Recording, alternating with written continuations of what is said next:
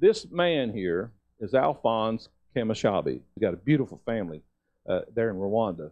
In 1994 was the genocide that you might know about, and if you don't, look it up. Between 500 to 800,000 people were massacred. He was 10 years old. He had 208, 210 family members that he saw massacred. He was the only one who lived.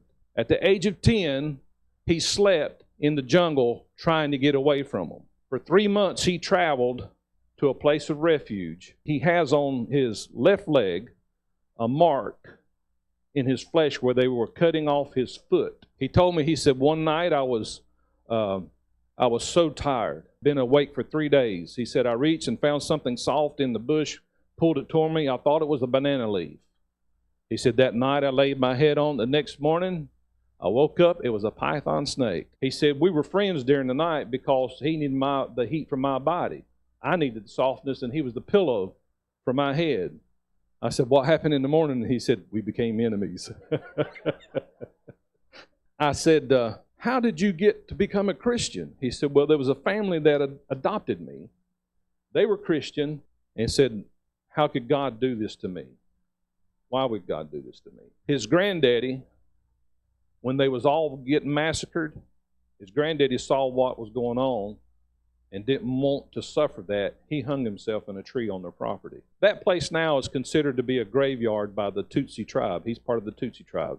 The Hutus were the ones who, there was a person who got in leadership that was part of the Hutu tribe that kind of instigated this. The government was behind it, this massacre, this genocide that took place. I said, Alphonse, how did you deal with forgiveness? He said, well, eventually when I feel like I really got saved, he said, I knew that I had to deal with forgiveness. This is part of 2 acres of property that he inherited from his grandfather. In this property, what they're doing is they're prepping for planting, and those people that are doing the work are the Hutus. He's a Tutsi. They are the Hutus.